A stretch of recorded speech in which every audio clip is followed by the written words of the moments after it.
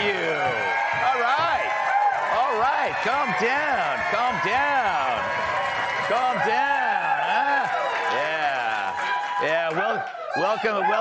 Thank you. Okay. Welcome to my ballroom. It's Friday, so you know what that means. Let's welcome tonight's guest. Her husband is Steven, who keeps liberals grieving. Welcome to the host of the Katie Miller podcast, Katie Miller. He looks like the dude who buys high school guys beer in exchange for pictures of their moms. Comedian Jim Florentine. Not only has she written bestsellers, she doubles as their bookmarks. New York Times bestselling author and Fox News contributor, Cat Tim. And he makes old ladies scream, "Get on my lawn." Former NWA champion of Over the Planet, Tyrus podcast. All right. Before we get to some news stories, let's do this. Greg's Leftovers. It's Leftovers, where I read the jokes we didn't use this week, and as always, it's my first time reading them, so if they suck, we'll send Joe Mackey to San Francisco dressed as a butt plug. All right. Wow. Yeah. Oh, you like that? All right. So in a recent interview, Hunter Biden claims that he didn't think the laptop was his. I know. Imagine mistaking a laptop for your baby. All right. A new study shows that consuming small amounts of alcohol were linked to dementia. Wow. That must mean large amounts are good for you, said one woman. Beat the punchline. The View's Anna Navarro was all smiles after getting a neck rub from Richard Gere. Yeah, the audience got so quiet, you could even hear a mouse inside Richard's ass. They're just jumping on the punchlines. Florida officials have confirmed a second case of zombie deer disease with symptoms including confusion, drooling, and loss of coordination. A second case? Finally, you're not alone, Joe. Got one. Saw that one coming. To protest Donald Trump, Rosie O'Donnell has called for workers. Slow down, people.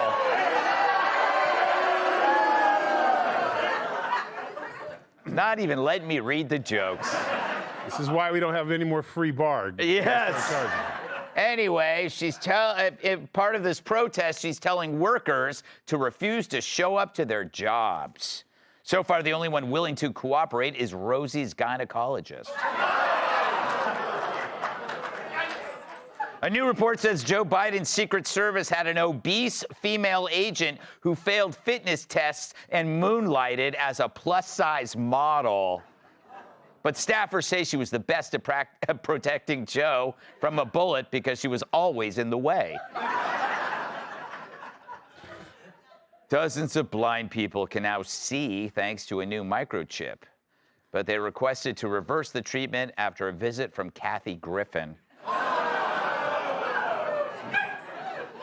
An OnlyFans model claims she makes $200 a video farting on camera, which means Eric Swalwell is sitting on a gold mine.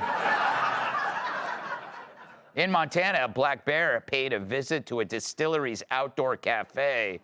Authorities could tell it was a black bear because it didn't leave a tip. Oh, racist would say.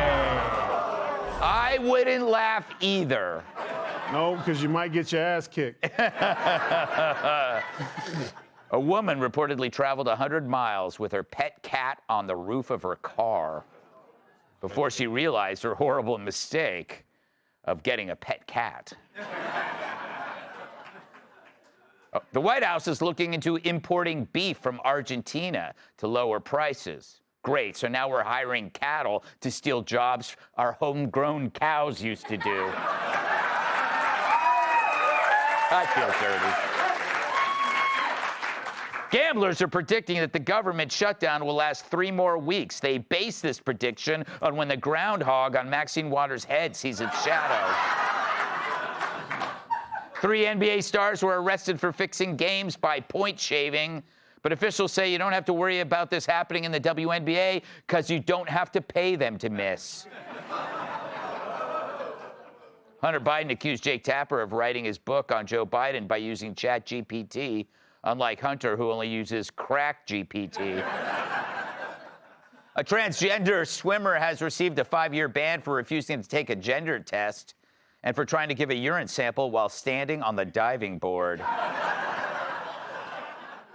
Apparently, during the Louvre jewel heist, there was only one working camera, and it was facing the wrong direction. The security staff defended this practice, saying that's the camera they keep pointed at Macron's wife. And get this, the security chief at the Louvre happened to be the first female in that role. She blames the robbery on the thieves for not giving her enough time to get ready. Chicks. And finally, scientists have developed a new technique that allows people to breathe through their anus. They say it could lead to improving Jerry Nadler's breath. All right. So Rosie O'Donnell is calling for the largest economic blackout in American history to protest Donald Trump. It's convenient for her. Ozempic comes from Denmark. She wants people to stop spending money in November and December. That's no shopping, no events, and shockingly, no restaurants. It's easy for her, of course, calling for a boycott in a place she doesn't live in. What's next? Pritzker calling for a boycott of skinny jeans? Now, obviously, this so-called boycott will have about the same effect on the economy as Jesse Waters has on women. 0. Even Stormy Daniels told them that she just wanted to be friends. But notice the timing, November 25th to December 2nd. That's Thanksgiving week, Black Friday, the start of the Christmas season, the time of year you usually spend with your spouse, your siblings, and spouses who are your sibling. But Rosie doesn't think of it that way. She's thinking about it politically. While most of us enjoy quality time during the holidays, we eat too much, we go Christmas shopping, we spend time with our families, pretending to be deaf when they ask to borrow money. Who's thinking about politics then? I'm too busy buying thoughtful presents for my wife. Last year, I got her a custom-made keychain at a gas station. Now she just has to change her name to LaQuanda. But for normal people, we keep politics out of our real lives. When Biden was in charge, we weren't happy that gas was $9 or that we had a president who needed waterproof pants. But we still lived and enjoyed our lives. The sun came out, our family and pets loved us, and we could still eat veal in front of poor people. That's how normal people live. But Rosie, she can't do that. She represents a population where every part of life, even the holidays, runs through one filter: Trump. You may look at Christmas decorations and see joy, but they see fascism. After all, Hitler wore Red Sox too, you know. No wonder they're the most miserable people on earth. They've turned a good life upside down. For most of us, the hierarchy of needs is simple: family, friends, work, and the occasional visit to a massage spa that's open 24 hours, yet it has no sign out front. But for the misery crowd, the whole pyramid is upended, and Trump owns the widest patch. And it's all teetering on what's left of their mental and physical health. This is why so many on the left report higher rates of mental illness. It's a problem with their system, making the political personal and then assigning moral judgments to others based on who they voted for. No one is safe, for they can't even keep their happiness from invading places where it shouldn't be. So even in the faraway isolation in Ireland, Rosie just can't leave people alone, even during the holidays. It's funny how many souls are alienated from their loved ones and yet demand that you join them in that sad state. It's also funny that her name is Rosie, as she wishes to share her mental misfortune with everyone.